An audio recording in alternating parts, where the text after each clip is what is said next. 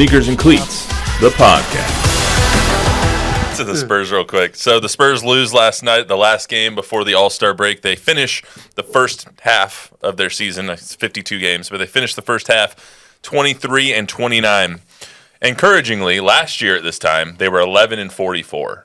So 12 games improved from where they were at the All-Star break last year. But their loss last night was, like a lot of them, disappointing.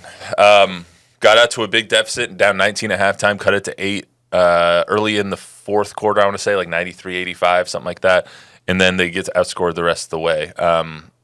What was your take from last night's game before we hear from Coach Mitch Johnson? Yeah, they got big brothered last night. I mean, yes, they got buried after the first quarter, and then I think the narrative was, well, we played them well after that. It's like, I don't know that Boston was that engaged. To me, it was getaway day. It was the last day before All-Star break. At that point, Boston knew that they could maintain speed and distance and really not have to give max effort to win that game. But it just also, another example of where the Spurs are as a franchise right now, right? They're a growing team. They're a young team. They're trying to get to a place where Boston is, and there's a significant difference right now. Fair enough. This is Mitch Johnson, the acting head coach of the Spurs, after the game. I think the team has made tremendous strides in their consistency and their maturity and trying to play and execute in what we ask, and I think that's going to be the continued goal. And I think anytime you improve, expectations come with that. I think anytime you add a good player, expectations come with that. And I think that we will be stubborn and not skipping steps and trusting that we're going to go about this the right way while also being maniacally about trying to win and compete. If I hear one more person in the Spurs organization say we're not skipping steps, I'm going to blow my brains out. It makes me absolutely... No, please don't. It's not that important. It makes me absolutely want to vomit hearing them say that.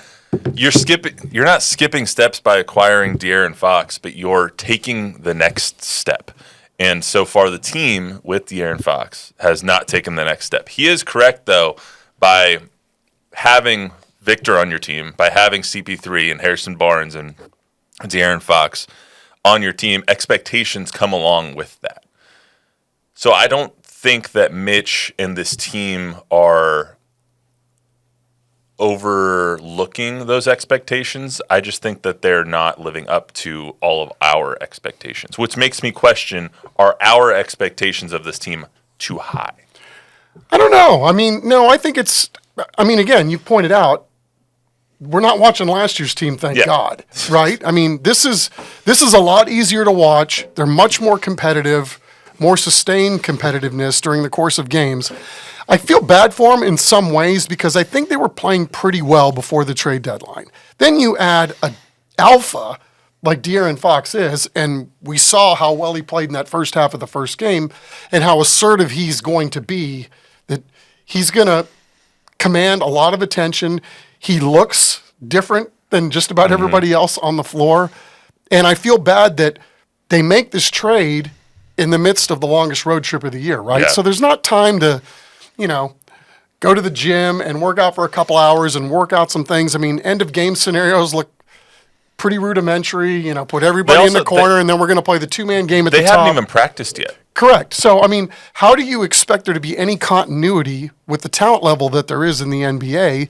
And then, using Boston as an example, how much continuity and how well and how long that team has played together. Reigning champs, yeah. Yeah. So, it's tough to be able to win close games, or any game for that matter, I would think, on the surface, by adding a great piece like this, but then everybody else trying to find their way, and what does this look like? And as Mitch pointed out last night, made a couple of great points. If you put this guy here, then it messes up the ecosystem over here. There's a lot of moving parts right now, and continuity is something that will probably come in time and maybe with a little practice, but right now, it's obviously not where it ought to be. Yeah, I don't think it can be overstated the amount or the value of practice in the NBA and in all sports. They need time to gel and get together. I think my expectation was that, you got De'Aaron Fox, now you're going to win all these games because Charlotte sucks and because who else did they play? They beat the Wizards by 10. What was the other team that they lost to that is I don't know. I'm sorry. I'm in the ever-present now. There was another team that they lost to that is escaping Magic, me. Yes. Magic, thank you. They lost the Magic by a point, and it's like, oh, I thought that they were going to plug De'Aaron Fox in. They were going to be like, okay, Charlotte sucks. We're going to beat Charlotte. Orlando's injured. We're going to beat Orlando. We're going to beat Washington. Okay, 4 games in a row. Maybe we lose to Boston on getaway day. I think my expectation might have been too high, thinking that you can plug and play someone like that in, and it wouldn't take some adjustment time. Now that you have the All-Star break, though, I don't know how much time they're going to get. Wemby and Steph are gone. Wemby and Steph are going to have 4 days out there in San Francisco. They don't play again until next week, so maybe they get a couple of days of practice.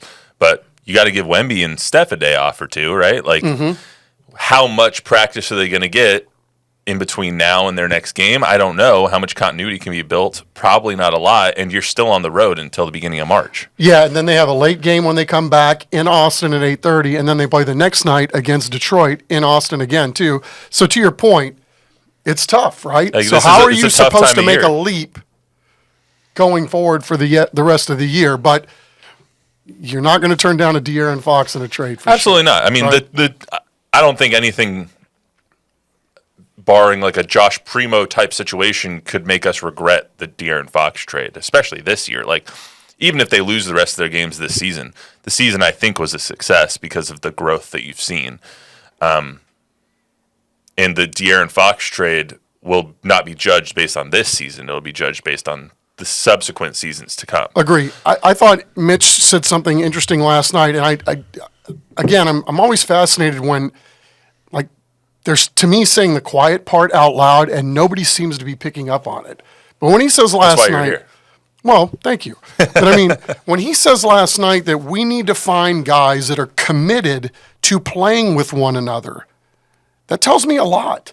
And again, we're going to give him grace, right, because of the trade and no practice time and all that. But I think there's a broader issue here that he's pointed out more than once, is they're looking for guys, and I think it's obvious without naming names, that, sometimes the ball stops, right? It doesn't look like everybody's quite on the same page, or they'll get into stretches where one guy will drive his head down and go to the basket and miss, and then the next guy feels like, well, he's got to try it then. And there's just certain times where I thought what he said last night, again, it just rang home. He wouldn't be saying that if he didn't mean it. Mm-hmm. And I think it's a little interesting, too.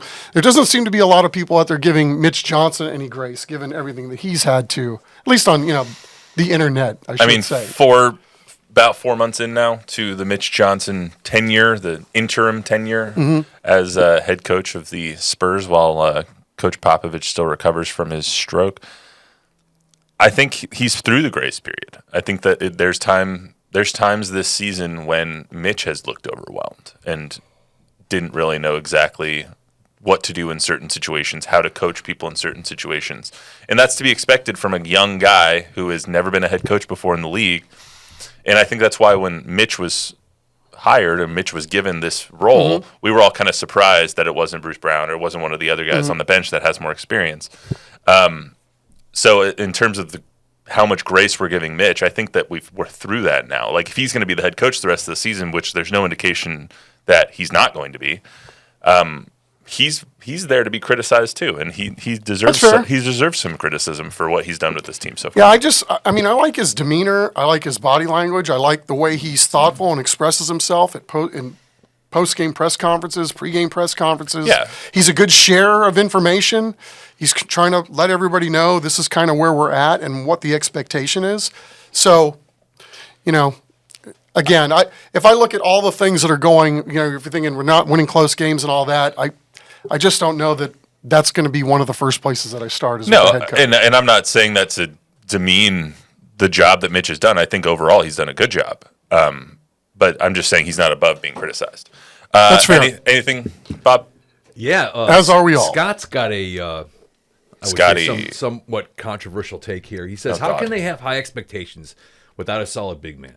They get so out-rebounded in every game. Good point, Scott. Fox just needs to have his hand surgery now and let Castle play 30-plus minutes a game. Scott, you've been listening to this podcast way too much, buddy, because we've been saying that for 2 months. No, and it's an apt point, right? I mean, they got pulverized again last night on the boards. I mean, when you're getting out-rebounded by 20-something every night, it's tough to win ball games. You better make half your shots Can if that's going to be the case. Can you check me on this as an observation? It seems like, especially in the Boston game last night, but for the last 4 or 5 games, it seems like everybody on the court, all the Spurs on the court, are surprised when the shot goes up.